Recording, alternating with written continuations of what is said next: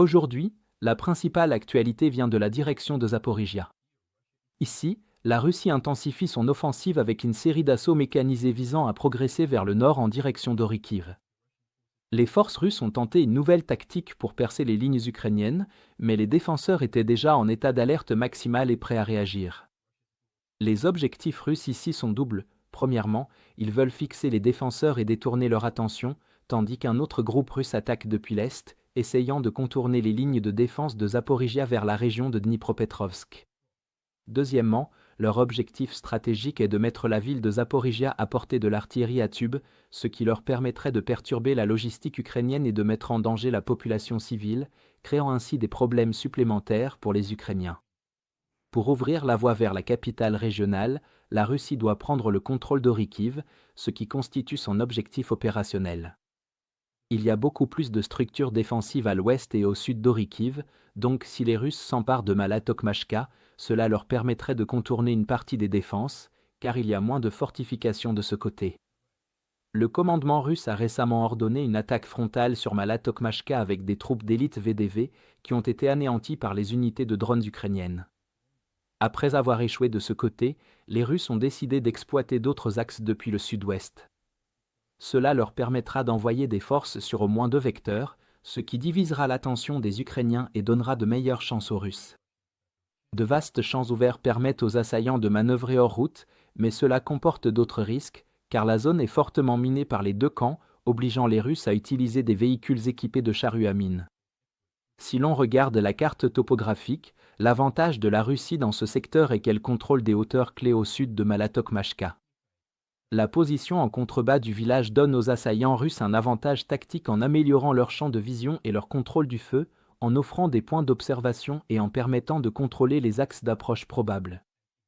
Les Ukrainiens étaient en état d'alerte maximale après l'attaque récente et les rapports de partisans ukrainiens opérant derrière la ligne de front sur les redéploiements de troupes russes dans la région. Pour cette raison, les opérateurs ukrainiens surveillent jusqu'à 15 km derrière la ligne de front à l'aide de drones. Cela permet aux défenseurs de détecter à temps les mouvements ennemis et de commencer à les engager dans la zone de destruction, leur refusant ainsi la possibilité de s'approcher des positions réelles autour de la localité. Des images géolocalisées montrent comment les 2 premiers véhicules blindés russes ont été repérés près du village de Myrne, à environ 6 km de la ligne de front. Les 2 ont heurté une mine anti-char, ce qui les a immobilisés, mais une partie de l'infanterie russe a réussi à survivre et à se mettre à l'abri dans une lisière d'arbres. Malheureusement pour les Russes, les opérateurs du 17e corps d'armée et de la 118e brigade mécanisée indépendante ont envoyé leurs drones FPV pour traquer l'infanterie restante et achever les véhicules blindés. Un véhicule a réussi à atteindre Nestorianka malgré le ciblage par plusieurs drones FPV, mais il a ensuite été détruit et a brûlé. 4 véhicules blindés russes ont tenté d'attaquer à travers les champs ouverts près de Robotine, derrière un véhicule démineur pour éviter de déclencher les mines. Malgré leur protection contre les drones grâce à des cages supplémentaires et à un système de guerre électronique perturbant le signal des drones FPV ukrainiens, ils ont également été touchés et détruits après avoir été immobilisés. Les soldats russes qui ont survécu à l'engagement initial ont débarqué, mais ont rapidement été traqués. Les Ukrainiens ont pu éliminer les véhicules russes avant qu'ils n'atteignent les positions et ne constituent une menace directe pour les défenseurs. Compenser avec des drones est vital car les positions ukrainiennes manquent de personnel, ce secteur étant calme, alors qu'il y a plusieurs points chauds sur la ligne de front, ce qui a forcé l'Ukraine à les prioriser et à y redéployer plus de soldats.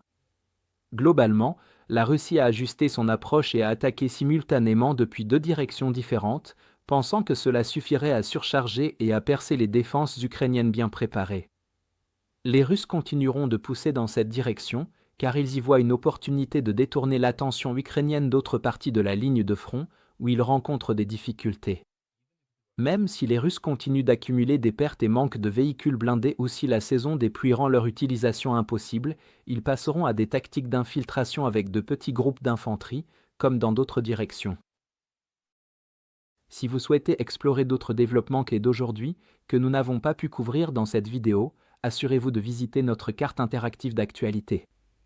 La carte de base est entièrement gratuite, donc même avec un abonnement gratuit, vous pouvez suivre les mises à jour du front quotidiennement et prévisualiser les dernières nouvelles et les images de combat.